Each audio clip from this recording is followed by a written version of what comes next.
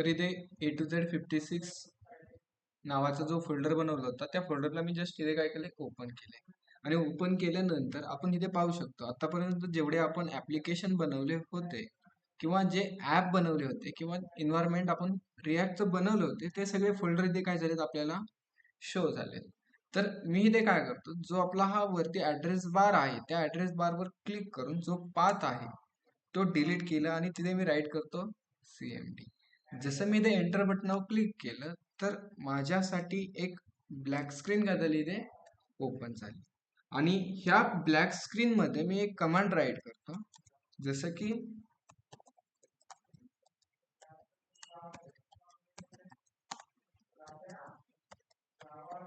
npm create with wait @latest day 17 आणि इथे जसं मी एंटर बटनावर क्लिक केलं तर एंटर बटनावर क्लिक केल्यानंतर मला जे विचारतात सिलेक्ट अ फ्रेमवर्क मग इथे सिलेक्ट काय करणार आपण React then select JavaScript then enter enter enter. तर इथे आपल्यासाठी काय होतंय एक रिॲक्ट जेसचं ऍप्लिकेशन काय होतं इथे क्रिएट. जोपर्यंत आपलं ऍप्लिकेशन क्रिएट होते तोपर्यंत आपण थोडंसं डिस्कस करूया. ठीक आहे.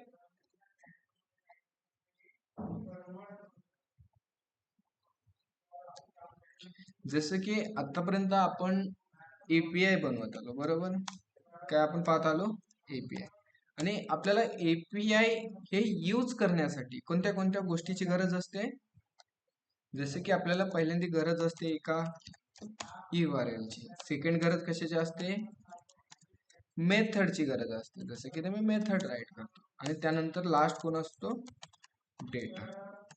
एवढ्या 3 गोष्टीची आपल्याला गरज असते कधी गरज असते की आपल्याला API इम्प्लिमेंट करायच्या टाइम्सला. ठीक आहे इथवर तर आपल्याला थोडासा पॉइंट क्लिअर असेल. जसे की आपल्याकडे दोन टाईपचे मेथड आहेत एक आहे गेट मेथड आणि सेकंड आहे आपल्याकडे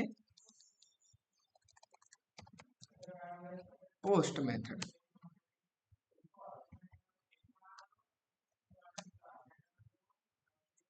ठीक आहे अशा आपल्याकडे दोन मेथड आहेत एक आहे गेट मेथड आणि सेकंड आहे पोस्ट मेथड. मग जसं की आपल्याला जी काही गेट मेथड आहे ते गेट मेथड यूज करण्यासाठी आपण काय करतो की एक Axios नावाचं एक पॅकेज आहे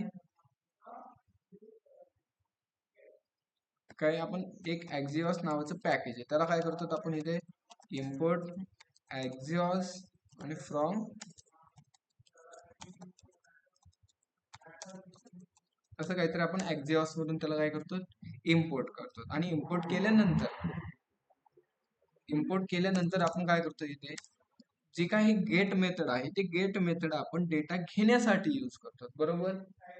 मग डेटा घेण्यासाठी आपण काय करतो इथे जसं की आपण सांगतो Axios डॉट गेट गेट का सांगतो की आपल्याला डेटा घ्यायचा असतो त्यानंतर राऊंड ब्रॅकेट आणि त्या राऊंड ब्रॅकेटच्या आतमध्ये काय असते URL असते. ओके त्यानंतर तुम्ही असं काहीतरी राईट करता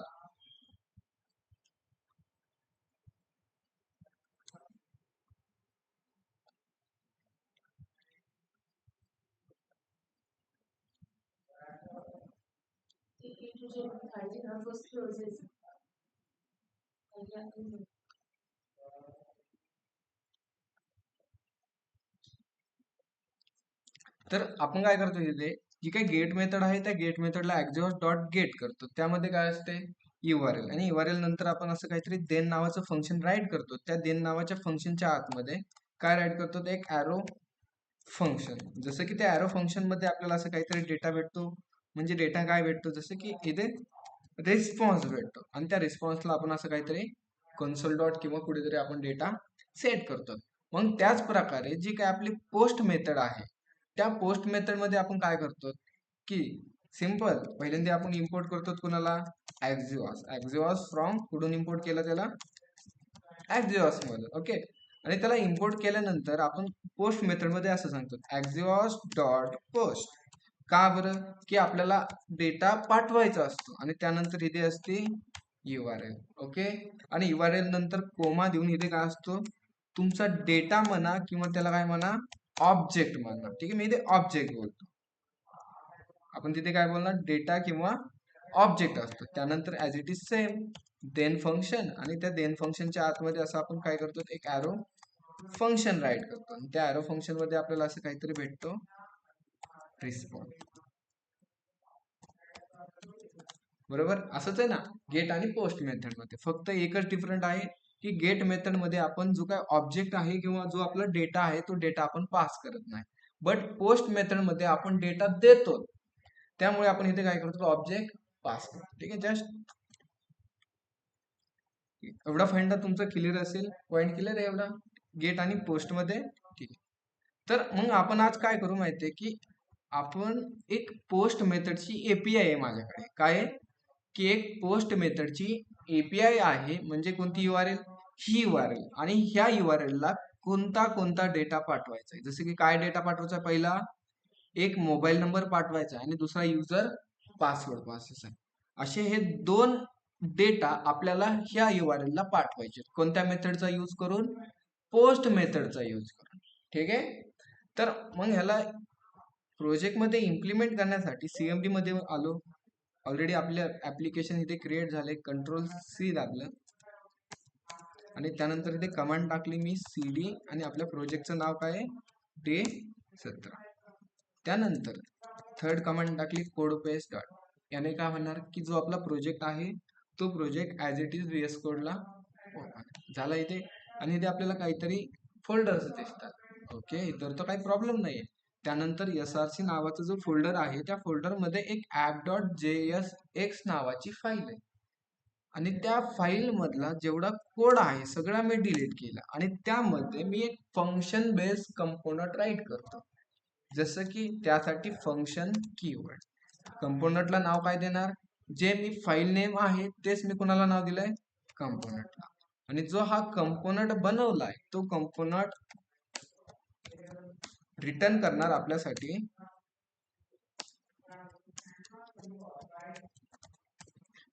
आणि जो काय आपण हा कंपोनंट बनवलाय तो कंपोनंट आपल्याला आउटपुट पेजला शो करायचे असेल तर इथे आपण राईट करतो एक्सपोर्ट डिफॉल्ट कंपोनंटचं नाव. त्यानंतर app.css फाईल मधली सगळी CSS मी डिलीट करतो आणि index.css फाईल मधून पण CSS डिलीट करतो. कोडला सेव्ह केलं, CMD मध्ये आलो आणि प्रोजेक्ट रन करण्याची कमांड राईट करतो, जसं की npm रन. जशी मी ही कमांड राईट केली तर मला माहिती आहे मला काय भेटणार आहे, एक URL भेटणार आहे, आणि त्या URL वर मी क्लिक केलं किंवा ब्राउझरला सर्च केली तर त्या ऍप्लिकेशनचं मला इथे काय भेटणार आहे, आउटपुट भेटणार. ठीक आहे, तर आपल्याला काय करायचंय की आपल्याकडे एक पोस्ट मेथडची एपीआय आहे, आपल्याकडे काय पोस्ट मेथडची एक URL आहे आणि त्या URL ला आपल्याला डेटा पाठवायचा आहे. जसं की काय काय डेटा पाठवायचा आहे, एक पाठवायचा युजर मोबाईल आणि सेकंड पाठवायचा युजर पासवर्ड. हा दोन्ही डेटा आपल्याला काय करायचे, ह्या URL ला पाठवायचे, कोणत्या मेथडचा यूज करून, पोस्ट मेथडचा. तर मी कुठे आलो, VS कोडला आलो आणि VS कोड मध्ये app.jss मध्ये आहे. ओके, तर मी इथे काय करतो, फर्स्ट जो आपल्याला डेटा आहे तो डेटा कुठेतरी स्टोअर करायला लागेल, त्यासाठी मी इथे कुणाला इम्पोर्ट करतो, यू स्टेटला. इथे यू स्टेटला इम्पोर्ट केलं आणि त्याचा यूज करून मी इथे दोन व्हेरिएबल बनवतो, const square bracket user mobile एक लागणार आहे आपल्याला आणि त्याचं एक सेट मोबाईल नावाचं function equal to use state. त्यानंतर second variable user underscore password आणि त्याचं एक असेल सेट पासवर्ड नावाचं function equal to use state. आणि हे आपल्याला दोन्ही व्हॅल्यू घेण्यासाठी आपल्याला काय लागणार आहे, एक इनपुट बॉक्स लागणार आहे. बरोबर, मग मी इथे वेलकमच्या जागी आपण काय करू माहितीये, इथे लॉग इन असं काहीतरी नाव फॉर्म असतं ना. ओके, त्यानंतर आपल्याला हे दोन्ही व्हेरिएबल मध्ये डेटा स्टोअर करण्यासाठी काय लागणार आहे, इथे इनपुट बॉक्स लागणार आहे. मग त्यासाठी मी इथे एक इनपुट बॉक्स घेतो, जसं की इनपुटला टाईप काय द्यायचा, टाईप देऊ आपण इथे नंबर,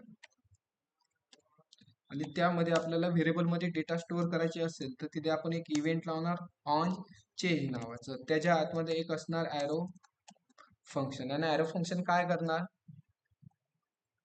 ॲरो फंक्शन काय करणार की एक इव्हेंट पास करणार. कोणाला इव्हेंट पास करणार, सेट मोबाईल नावाचं जे फंक्शन आहे त्याला इव्हेंट मधून टार्गेट मधून व्हॅल्यू पास करणार. ठीक आहे, त्यानंतर इथे काय घेणार आपण, काय घेणार, बीआर घेणार. काय घ्यायचे बीआर, सरनी घेतले म्हणून आहे ना. ठीक आहे, एच आर म्हणजे, ठीक आहे, एच आर म्हणजे काय मग, ठीक, इथे 2 बीआर घेतले. त्यानंतर पासवर्ड साठी पण एक इनपुट बॉक्स घेतो, जसं की इनपुट, त्याला टाईप दिलं मी इथे पासवर्ड, आणि त्याला एक इव्हेंट सांगतो. कोणतं इव्हेंट, की ऑन चेंज नावाचं इव्हेंट. म्हणजे जसं त्याच्यामध्ये आपण काहीतरी टाईप करू तर ते व्हेरिएबल मध्ये स्टोअर होईल. त्याच्या आतमध्ये एक ॲरो फंक्शन, आणि ॲरो फंक्शन काय करणार की इव्हेंट पास करणार. ई म्हणजे काय, इव्हेंट, आणि ती कोणाला पास करणार, सेट पासवर्ड नावाचा जो फंक्शन आहे त्याला इव्हेंट मधून टार्गेट मधून व्हॅल्यू पास कर. ओके, त्यानंतर अजून मी इथे 2 बीआर घेतो आणि इथे एक बटन घेतो. जसे की त्या बटनला नाव देतो लॉग इन. आणि जसं त्या बटनावर आपण क्लिक करणार, जसं आपण त्या बटनावर क्लिक करणार तर एक फंक्शन कॉल होणार. त्यासाठी मी इथे ऑन क्लिक नावाचं इव्हेंट कॉल करतो. जसं की ऑन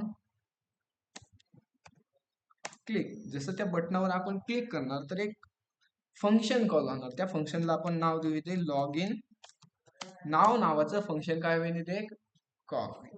ह्याला कोडला मी सेव्ह केलं आणि आउटपुट पेजला आलो. जस्ट इथे एकदा रिफ्रेश केलं. जसं मी इथे रिफ्रेश केलं, ठीक आहे, आपण कन्सोल मध्ये एरर चेक करू काय आलाय. काय एरर आला इथे,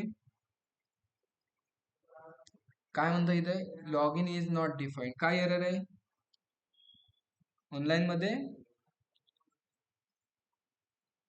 एरर काय आहे हा राकेश, काय एरर आहे, हा एरर वाचून समजतंय ना काय एरर आहे, log in is not defined. म्हणजे आपण हे एक लॉग इन नावाचं फंक्शन बनवलं, फंक्शनला कॉल केलंय, पण ते आपण फंक्शन बनवलंय का इथे, नाही. आदित्य म्हणतोय log in is not defined. अरे का डिफाईन्ड नाही, कारण आपण जे लॉग इन नावाचं फंक्शनला कॉल केलंय त्याला आपण बनवलंय का, नाही. मग त्यासाठी मी इथे वरती बनवतो फंक्शन, फंक्शनचं नाव काय, लॉग इन झाले. फंक्शन इथे बनवलं आपण, कोडला सेव्ह केलं, आउटपुट पेजला आलो. तर आला इथे आपला फॉर्म. ठीक आहे, इथे काय आहे की आपला एक मोबाईल नंबर असेल आणि इथे असेल आपला मोबाईलचा पासवर्ड, आणि इथे बटन. याला लेबल द्यायची गरज आहे का, आहे का गरज लेबल द्यायची, अरे लेबल म्हणजे काय, ठीक आहे, लेबल म्हणजे माहिती नाही, ते आपण त्याला काहीतरी टायटल देतो. जस्ट आपण इथे एक मग टायटल देऊ एंटर मोबाईल. त्यानंतर पासवर्डला पण आपण देऊ इथे एंटर पासवर्ड. सेव्ह केलं, आउटपुट पेजला आलो. तर आपला जो काय फॉर्म होता, लेबल होते, ते लेबल इथे काय झाले, शो झाले. त्यानंतर इथे एक मी मोबाईल नंबर टाकला, जसं की 1234567890. हा पे टाकण्यापेक्षा आपण टाकू दे 1234567890. असं मी काय टाकलं, एक मोबाईल नंबर टाकला. त्यानंतर जर पासवर्ड टाकला 123456. जसं मी इथे एंटर बटनावर क्लिक केलं, काय झालंय का इथे, नाही झालं. मग आपण काय करू, जसं आपण ह्या लॉग इन बटनावर क्लिक करतो तर कन्सोल मध्ये आपल्यासाठी काय प्रिंट होईल, तो मोबाईल नंबर प्रिंट होईल. जसं की युजर मोबाईल प्रिंट करू, आणि त्यानंतर इथे प्रिंट करू आपण युजर पास. जसं आउटपुट पेजला आलो, एकदा रिफ्रेश केलं आणि इथे इन्सेप्टला ओपन करून कन्सोल मध्ये आलो, इथे कन्सोल मध्ये. ठीक, आणि इथे आता त्या फॉर्म मध्ये मी असं काहीतरी एक मोबाईल नंबर राईट करतो, जसं की 1234567890. मोबाईल नंबर राईट केला. त्यानंतर एक पासवर्ड राईट केला 123456. आणि लॉग इन बटनावर मी जसं क्लिक केलं तर आपल्याला कन्सोल मध्ये काय भेटलंय, मोबाईल नंबर आणि पासवर्ड भेटलाय. मग जो आपल्याला हा मोबाईल नंबर आणि पासवर्ड भेटलाय तो हा मोबाईल नंबर आणि पासवर्ड आपल्याला काय करायचं आहे, एका URL ला पाठवायचा आहे किंवा आपल्याला एका API ला तो डेटा पाठवायचा आहे. मग तो डेटा पाठवायचा असेल तर आपल्याला जो आपल्याला डेटा पाठवायचा आहे त्या डेटाला आपल्याला एका ऑब्जेक्ट मध्ये कन्वर्ट करायला लागते. काय करायला लागते? ऑब्जेक्ट मध्ये कन्वर्ट करायला लागते. मग त्यासाठी मी ते काय करतो की एक व्हेरिएबल घेतला, जसं की एक व्हेरिएबल घेतला व्हॅर ओबीजे नावाचा, इक्वल टू ओपन करली आणि क्लोज करली. त्यामध्ये मी इथे काय करतो, डबल कोड मध्ये युजर अंडरस्कोर मोबाईल ही काय झाली, त्याची की झाली आणि त्याची व्हॅल्यू म्हणजेच युजर मोबाईल. त्यानंतर सेकंड मी इथे बनवतो डबल कोड मध्ये युजर अंडरस्कोर पासवर्ड आणि त्याची व्हॅल्यू म्हणजे कोण, की युजर पासवर्ड नावाचा व्हेरिएबल बनवला इथे ऑब्जेक्ट. जस्ट त्या ऑब्जेक्टला मी काय करतो, एकदा कन्सोल करून चेक करतो. जसे की कोणाला ओबीजेला सेव्ह केलं, आउटपुट पेजला आलो. एकदा इथे रिफ्रेश करून मी एकदा डेटा फिल करतो किंवा तो फॉर्म मी भरतो. जसं की एक मोबाईल नंबर टाकला आणि त्याचा पासवर्ड टाकला 12345 आणि जसं मी इथे एंटर बटनावर क्लिक केलं तर इथे बघा माझ्यासाठी एक काय झालंय, ऑब्जेक्ट प्रिंट झाला. आणि जो हा ऑब्जेक्ट आहे किंवा जो हा डेटा आहे, हा डेटा मला काय करायचा आहे, एका API ला पाठवायचा आहे. कशाला पाठवायचा आहे? API ला. मग आपल्याला माहिती आहे की एखाद्या API ला आपल्याला डेटा पाठवायचे असेल किंवा आपल्या प्रोजेक्ट मध्ये API ला इम्प्लिमेंट करायची असेल तर कोणत्या पॅकेजची गरज असते किंवा कोणत्या पॅकेजची आपण हेल्प घेतो ऑनलाईन मध्ये, सांगा बरं तुम्ही. Online member Axios. बरोबर, कशाची गरज असते?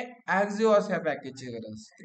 मग मी काय करतो, त्या CMD मध्ये आलो आणि CMD मध्ये आल्यानंतर जो आपला प्रोजेक्ट रन आहे त्या प्रोजेक्टला मी Ctrl+C दाबून एकदा काय केलं, इथे स्टॉप केलं आणि पॅकेजचं नाव टाकतो npm आय म्हणजे काय, इन्स्टॉल. कोणतं पॅकेज इन्स्टॉल करायचे? Axios हे नावाचं पॅकेज आपल्याला इन्स्टॉल करायचे. तर इथे पॅकेज इन्स्टॉल झालंय. जो आपला प्रोजेक्ट होता त्या प्रोजेक्टला मी रिएक्झिक्यूट करतो आणि कोड मध्ये आलो. जे एक्झॉसला आपण इन्स्टॉल केले त्याला मी इथे करतो import. Import Axios from Axios. मग जो आपण हा ऑब्जेक्ट बनवलाय ना, त्या ऑब्जेक्टला मला काय करायचंय, त्या URL ला किंवा त्या API ला मला तो ऑब्जेक्ट पाठवायचा आहे. मग त्यासाठी मी त्या फंक्शनच्या आतमध्ये काय करतो, एक्झॉस डॉट पोस्ट. आता पोस्ट काय घेतली मी, की मला डेटा पाठवायचा आहे. ओपन राऊंड क्लोज राऊंड आणि त्याच्या आतमध्ये काय असते इथे URL आणि URL नंतर कोमा द्यायचा आणि जो तुम्हाला डेटा पाठवायचा आहे तो डेटा तुम्ही तिथे राईट करायचा. जसं की आपल्याला कोणता डेटा पाठवायचा आहे, ह्या ऑब्जेक्ट मधला. मग जस्ट मी इथे काय करणार, ओबीजे तो पाठवून देणार आणि त्यानंतर as it is same then function. त्याच्या आतमध्ये काय, एक एरो फंक्शन राईट करा किंवा तिथे तुम्ही नॉर्मल फंक्शन राईट केलं तरी पण हे काय होणार, इथे चालणार आहे. एरो फंक्शन राईट करा किंवा नॉर्मल फंक्शन राईट करा. ठीक आहे, मला असं वाटतं तिथे एरो फंक्शन बेटर राहील. मी इथे एरो फंक्शन राईट करतो आणि त्या एरो फंक्शन मध्ये आपल्याला काय भेटणार आहे, रिस्पॉन्स किंवा आपण तिथे म्हणू शकतो रिझल्ट. आणि त्या रिझल्टला मी इथे करतो कन्सोल डॉट लॉग रिस्पॉन्स आणि त्या रिझल्टला मी इथे करतो कन्सोल डॉट लॉग. जसं मी आउटपुट पेजला आलो आणि एकदा इथे मी रिफ्रेश केले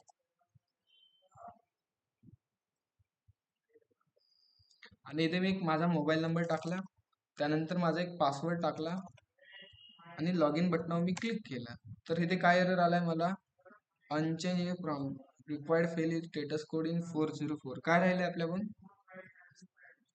काय राहिले आपल्याकडून, ठीक आहे. इथे आपण URLच नाही टाकली. ओके, मग मी URL आहे माझ्याकडे, ठीक आहे. ती URL मी फक्त टाकतो तिथे, कॉपी केली इकडून URL आणि कोड मध्ये आलो आणि तिथे URL मी पेस्ट केली, कोड सेव्ह केला, आउटपुट पेजला आलो, एकदा इथे रिफ्रेश केलं आणि इथे एक मी मोबाईल नंबर टाकतो. जसं की माझा मोबाईल नंबर टाकतो 72 49 32 91 53 आणि पासवर्ड टाकला 12345. जसं मी लॉग इन बटनावर क्लिक केलं तर ती API काय झाली, कॉल झाली किंवा त्या API ला माझा डेटा गेला आणि त्या API ने मला रिस्पॉन्स मध्ये काहीतरी दिलंय, कॉन्फिग डेटा असं असं काहीतरी दिलंय. बरोबर, ठीक आहे. आता त्यामधला आपल्याला महत्वाचा कोण असतो, डेटा असतो. आणि त्या डेटाच्या आतमध्ये बघा काय आलंय, मेसेज आणि स्टेटस आलाय. ओके, का आलाय तो,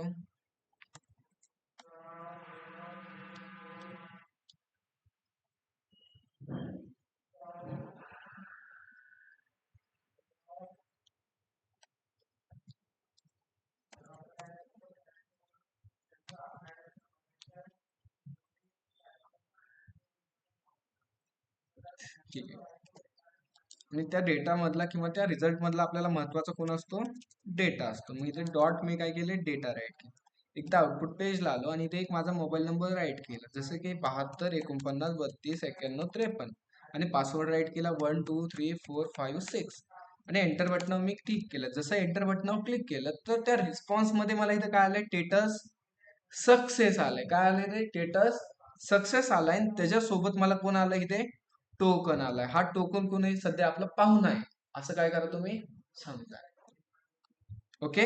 आता काल जे तुम्ही अकाउंट बनवलं होतं रजिस्ट्रेशन साठी, त्या अकाउंटचा युजर नेम आणि पासवर्ड तुम्ही राईट केलं तर तुम्हाला स्टेटस सक्सेस येईल. आणि तो युजर नेम आणि पासवर्ड तुम्ही चुकीचा टाकला तर तिथे तुम्हाला स्टेटस काय येईल, फेल येईल. आणि तो टोकन तुम्हाला भेटणार जस्ट. ठीक आहे. जसं मी पासवर्ड थोडासा चुकीचा टाकला आणि इथे रिस्पॉन्स मध्ये बघा स्टेटस कोड आला, मला काय एरर आलाय आणि इनव्हॅलिड युजर नेम अँड. पण मी बरोबर टाकला तर मला काय भेटतं इथे, तर इथे बघू शकतात मला काय आलंय, स्टेटस आलाय सक्सेस आणि त्याच्यासोबत मला कोण भेटलंय, टोकन. आता हा टोकन कोण आहे, सध्या आपला पाहुणा आहे असं समजत. ओके. एवढं. तर आपण काय केलंय, ठीक आहे मी एकदा दाखवतो म्हणजे काय केलंय आपण. जसं मी इथे एक मोबाईल नंबर राईट केला माझा 72 49 32 91 53. त्यानंतर माझा पासवर्ड टाकला 1 2 3 4 5 आणि 6. जसं मी लॉग इन बटनावर क्लिक केलं तर माझ्यासाठी एक एपीआय ला डेटा गेला. कोणता कोणता, माझा मोबाईल नंबर आणि माझा पासवर्ड. त्यावरून मला इथे स्टेटस भेटलाय सक्सेस आणि त्याच्यासोबत कोण आलाय, हा पाहुणा आलाय टोकन. ओके. जस्ट 2 मिनिटं द्या, तुम्हाला पार्ट एक महत्वाचा पॉइंट आहे हा.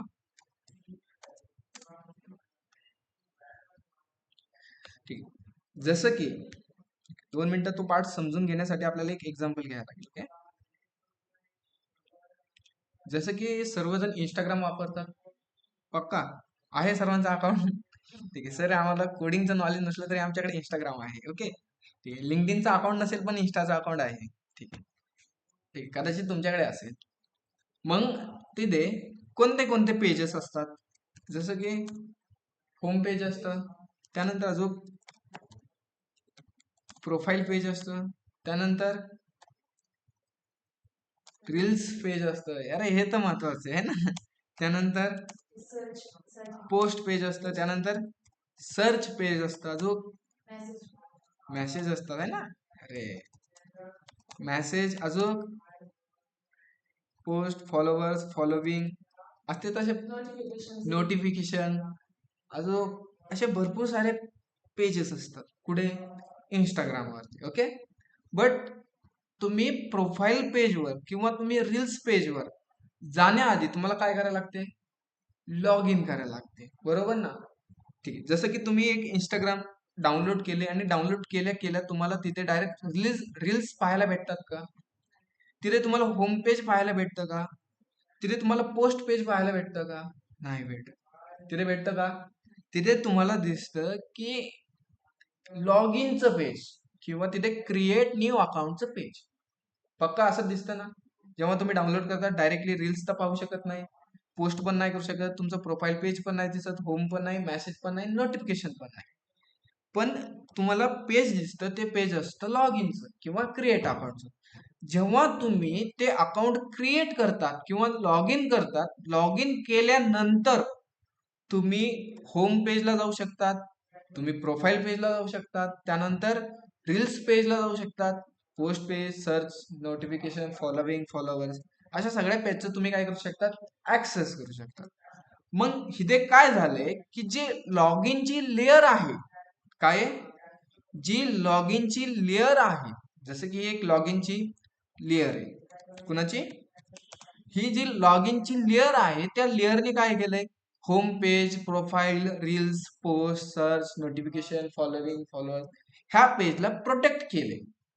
काय केलं इथे, ती लॉग इनची जी लेअर आहे त्या लेअरने काय केलंय की होम, प्रोफाईल सगळ्या पेजला काय केलंय, प्रोटेक्ट केलंय. म्हणजे तुम्हाला होम पेजवर जायचं असेल तर तुम्हाला काय करायला लागणार आहे, लॉग इन करायला लागेल. तुम्हाला मेसेज पेजवर जायचं असेल तर कोणती लेअर पार करून जायला लागेल, लॉग इनची लेअर पार करून जायला लागेल. समजतं इतर फंडा, जस्ट सिंपल आहे, जास्त कॉम्प्लिकेट मध्ये नाही जायचं. मग इथे काय होतंय, की जसं की मी आज अकाउंट बनवलंय, मी सकाळी इंस्टाग्राम डाउनलोड केलं आणि ठीक आहे, सकाळी मी 7 वाजता डाउनलोड केलं. डाउनलोड केल्यानंतर मी ती लॉग इन केलं किंवा माझं अकाउंट नवीन बनवलं. कधी? सकाळी 7 वाजता. त्यानंतर मी 7:30ला ते अकाउंट बंद केलं आणि परत मी 10 वाजता आलो आणि 10 वाजता आल्यानंतर मला तिथे लॉग इनचं ऑथेंटिकेशन नाही विचारलं. मी डायरेक्टली होम पेजवर आलो, 4-5 रील्स पाहिल्या, परत ऑफलाईन गेलो आणि परत मी 1 वाजता आलो आणि 1 वाजता आल्यानंतर डायरेक्टली मी कोणत्या पेजवर आलो? होम पेजला. म्हणजे मला तिथे जी काही लॉग इनची लेअर होते ते मध्ये आली का?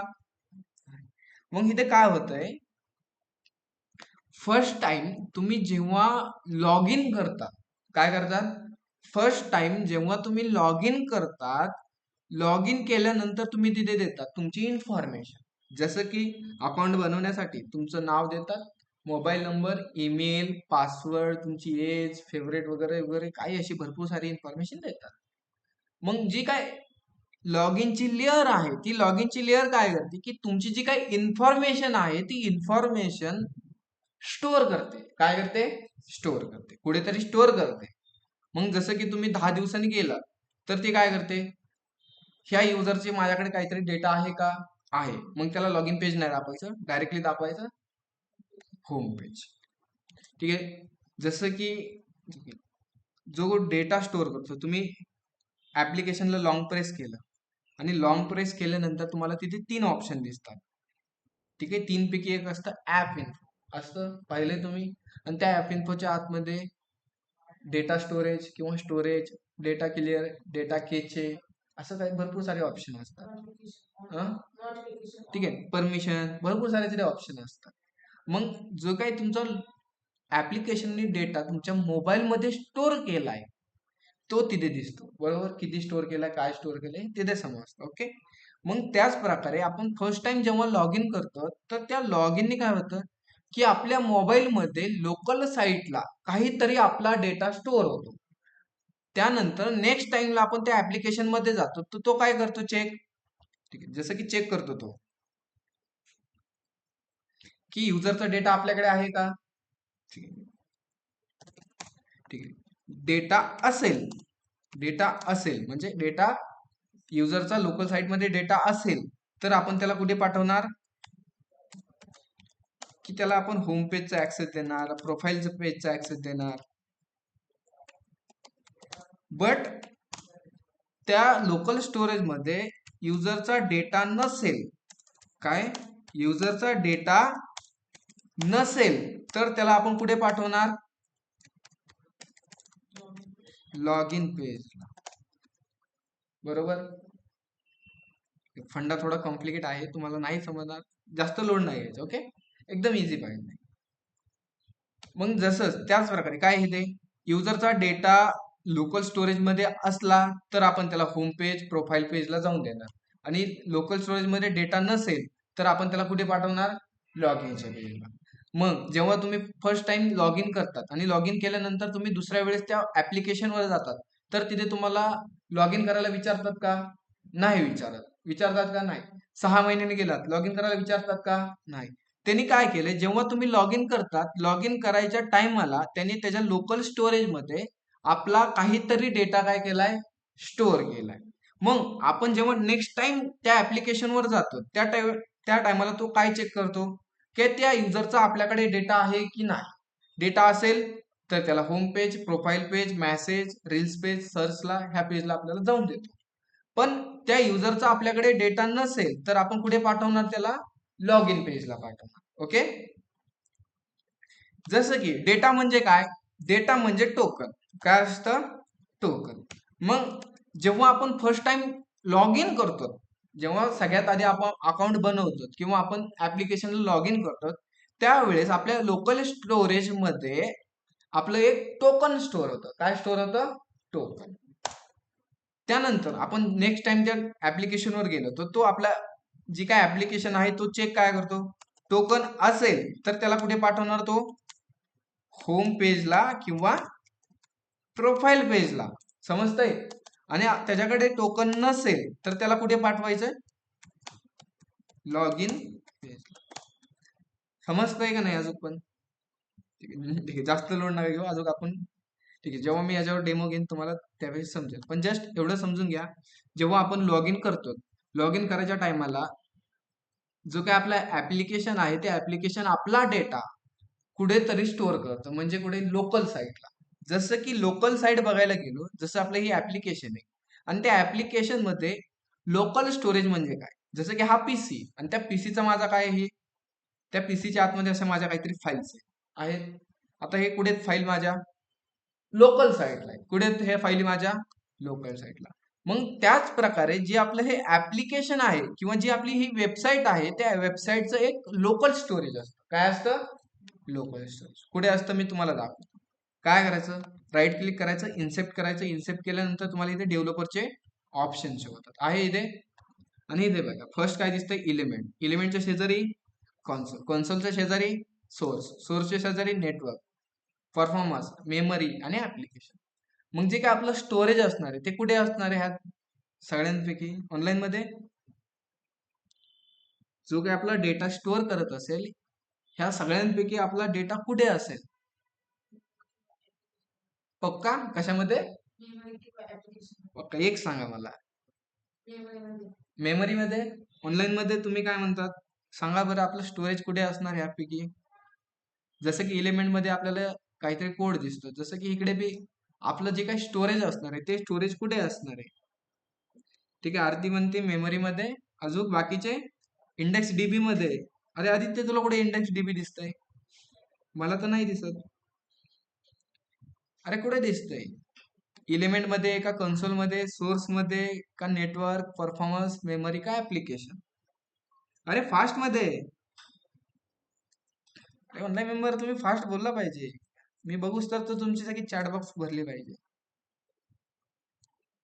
ठीक आहे, प्रतिमा म्हणते ऍप्लिकेशन, माधुरी मेमरी, अजून अरे बाकीचे आहेत का नाही मीटिंग मध्ये जॉईन? भाग्यश्री तुमचं काय मेमरी मध्ये? ठीक आहे, क्रोम इन मध्ये इनबिल्ड असतात.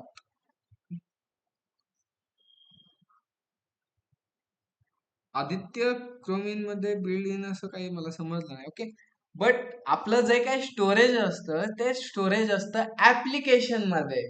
कुठे असतं? ऍप्लिकेशन मध्ये. जे जे बोलले मेमरी त्यांचं सगळ्यांचं चुकीचं आहे. आपलं जे काही स्टोरेज असतं ते कुठे असतं? ऍप्लिकेशन मध्ये. जसं मी इथे ऍप्लिकेशन वर क्लिक केले तर इथे लेफ्ट साईडला बघा दिसतात मला माझे स्टोरेजचे टाईप. अरे दिसतंय ना तर स्टोरेज. ठीक आहे, तुम्हाला राऊंड करून दाखवतो, आहे इथे स्टोरेज. जसं की मार्केटमध्ये भरपूर सारे स्टोरेजचे टाईप आहेत. लोकल स्टोरेज आहे, सेशन स्टोरेज आहे, एक्सटेन्शन स्टोरेज आहे, इंडेक्स डीबी आहे, कुकी आहे, प्रायव्हेट स्टेट टोकन आहे, इन्सर्टेड ग्रुप, परत शेअर स्टोरेज, कॅचे स्टोरेज आणि स्टोरेज बकेट आहे तेवढे स्टोरेज. मग ह्यामधलं आपण पाहणार आहोत लोकल स्टोरेज. कोणतं पाहणार आहोत? लोकल. जसं मी आतमध्ये गेलो लोकल स्टोरेजच्या आतमध्ये, जस्ट तर इथे बघा मला काहीतरी एक टेबल दिसतंय, कीपर व्हॅल्यू. मग जे काही लोकल स्टोरेज असतं, लोकल स्टोरेज मध्ये आपण काय करतो, लॉंग टर्म साठी डेटा स्टोअर करतो. कसा डेटा स्टोअर करतो? लॉंग टर्म साठी. कशामध्ये? लोकल स्टोरेज मध्ये. ओके, मग आपल्याला काय करायचंय, जे आपल्याला लॉग इन केल्यानंतर जे आपल्याला हे टोकन भेटतंय, काय भेटतंय लॉग इन केल्यानंतर? स्टेटस सक्सेस आल्यानंतर आपल्याला इथे काय भेटते? टोकन भेटते. ते टोकन आपल्याला काय करायचे? आपल्या लोकल स्टोरेज मध्ये स्टोअर करायचे. कुठे स्टोअर करायचे? आपल्या लोकल स्टोरेज मध्ये. मग जे हे टोकन आलंय ते आपल्याला काय करायचे? लोकल स्टोरेज मध्ये स्टोअर करायचे. मग त्यासाठी काय करायची? एक लाईन राईट करायची. फक्त कोड मध्ये काय करायची? एक लाईन राईट करायची. जसं की मी इकडे कोड मध्ये आलो. अरे कुठे आहे आपलं व्हीएस कोड? ठीक इथे आहे. अरे इथे. तर आपल्याला माहिती आहे आपल्याला जेव्हा कन्सोल होणार आहे तेव्हा आपल्याला ते टोकन भेटणार आहे, बरोबर. मग ते टोकन आपल्याला लोकल स्टोरेज मध्ये स्टोअर करायची असेल तर एक लाईन राईट करायची. Local storage dot set item. काय करायचे ते? Local storage dot set item. Open round, close round. तिथे डबल कोड मध्ये सांगायचे काय स्टोअर करायचे आपल्याला? युजर मला टोकन स्टोअर करायची. काय स्टोअर करायची? आणि ते युजर्स टोकन कुठे आहे की आमचं जे काही युजर्स टोकन आहे ते आहे आमच्या रिझल्टच्या आतमध्ये, डेटाच्या आतमध्ये टोकन आहे ना. जसं मी आउटपुट पेजला आलो आणि ते बघा, मी ते ऍप्लिकेशन म्हणजे ते आपलं स्टोरेज ओपन करतो, आहे का त्या लोकल स्टोरेज मध्ये काही डेटा आहे का इथे.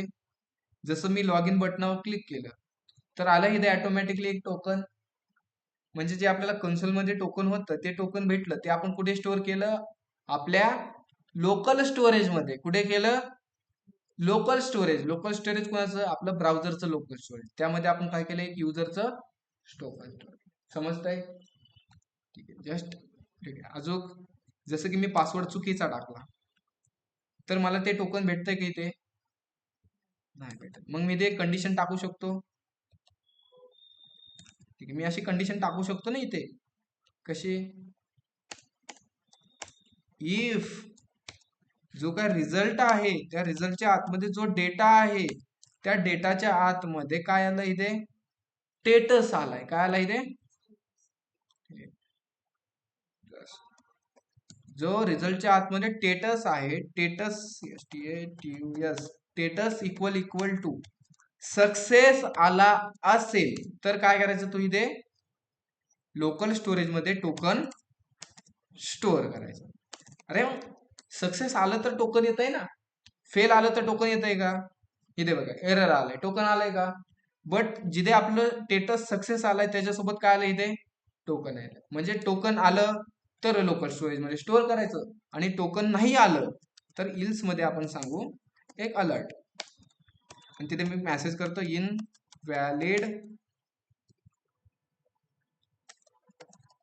Invalid user. मी असं काय करतो इथे राईट करतो, बरोबर.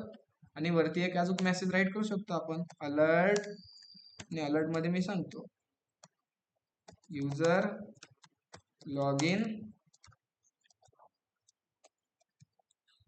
सक्सेस. समजतंय. जस्ट आउटपुट पेज आलो, एकदा इथे रिफ्रेश केले, ठीक आहे. ऍप्लिकेशनचं मधलं मी इथले टोकन रिमूव्ह केले. ओके, आता आहे का त्या ऍप्लिकेशन मध्ये टोकन, लोकल स्टोरेज मध्ये नाही. जसं मी इथे एक मोबाईल नंबर टाकला माझा 72 49 32 91 53, आणि इथे एक पासवर्ड टाकला जसं की 1234 5, म्हणजे हा चुकीचा आहे ना.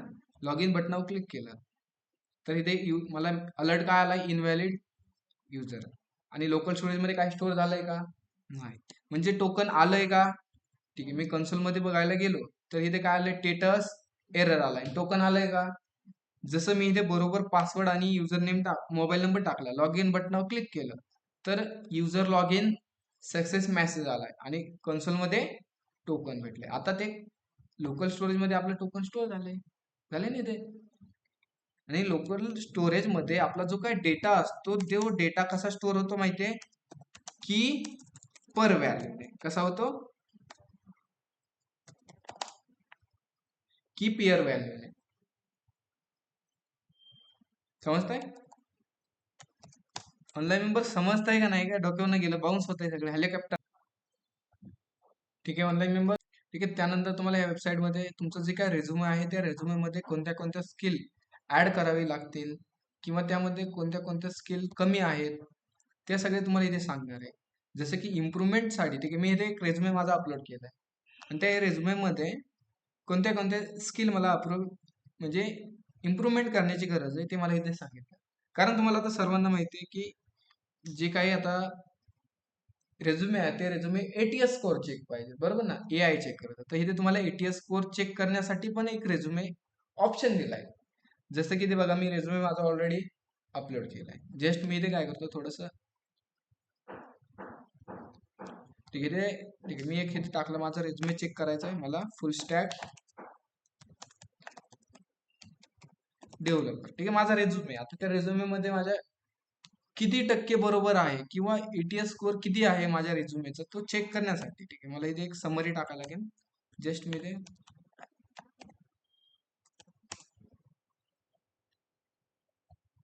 समरीच्या ऐवजी मी असं काहीतरी रॅन्डमली टेक्स्ट टाकतो. ठीक आहे, ठीक आहे, तुम्ही तिथे प्रॉपर तुमची समरी टाकू शकता. जस्ट इथे आलो, फुल स्टॅक डेव्हलपर, टायटल टाकलं जॉब, समरी टाकली, आणि इथे मी चेक एटीएस स्कोअर चेक असं केलंय.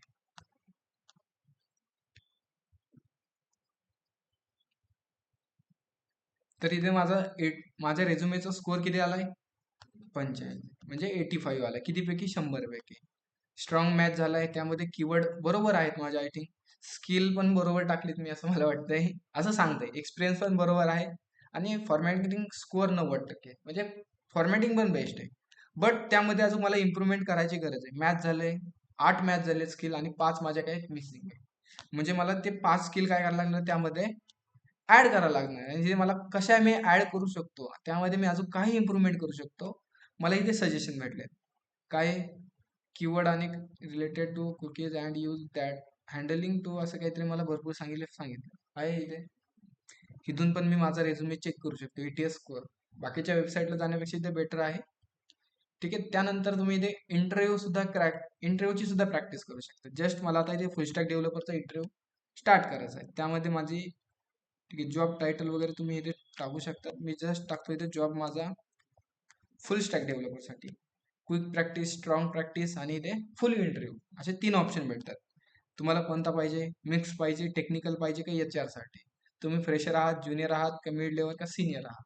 जस्ट मी फ्रेशर आहे, फ्रेशर सिलेक्ट केला आणि इथे स्टार्ट इंटरव्ह्यू असं मी काहीतरी क्लिक केलं.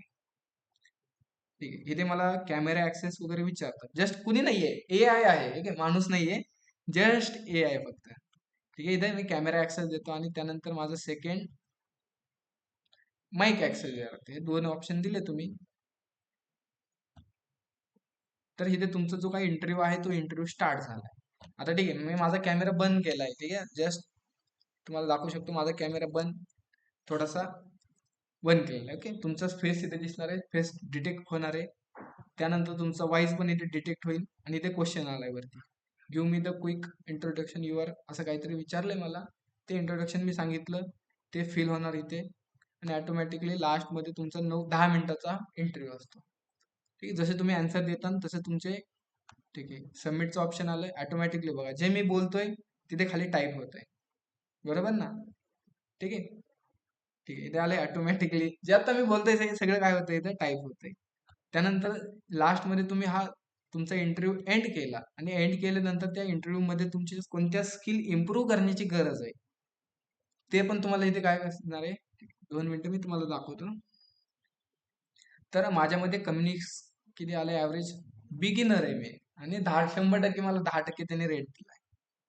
ठीक आहे, कम्युनिकेशन, ठीक आहे, इम्प्रूव्हमेंट करायची गरज आहे. ऍक्शन प्लॅन कशी काय काय इम्प्रूव्हमेंट करायची गरज आहे. कम्युनिकेशन, टेक्निकल कीवर्ड, म्हणजे मी जे बोलतोय ते टेक्निकल कीवर्ड नाही.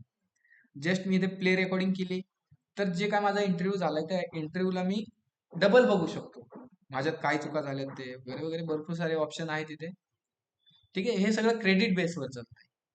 आहे तिथे क्रेडिट तुम्हाला परचेस करायला लागते. बट ह्याच्यात एक ऑप्शन आहे, जर रेफर केले तर ठीक आहे. आतापर्यंत मी 2 रेफर केलेत आणि रेफर करून मला फक्त 5 क्रेडिट आले. ठीक आहे, ऑलरेडी माझे बाकीचे आहेत ते. ओके, ठीक, एक्सप्लोर करा, तुमच्यासाठी बेस्ट आहे. ATS रेझ्युमे चेक करण्यासाठी अशी बेस्ट वेबसाईट आहे. ओके, ठीक आहे, मी तुम्हाला ही लिंक ग्रुपवर शेअर करतो. ठीक आहे, मला क्रेडिटर पाहिजे असले तर मी तुम्हाला रेफर केलं असतं, पण एक बेटर वेबसाईट आहे, तुम्हाला हे हेल्पफुल ठरेल असं मला वाटतंय. एक्सप्लोर करा वेबसाईटला, बघा तुम्हाला काय ह्यातनं काय फायदा मिळतोय, काय मिळत नाही. ठीक आहे, जस्ट तुम्ही याचा अकाउंट बनवा, ट्राय करा.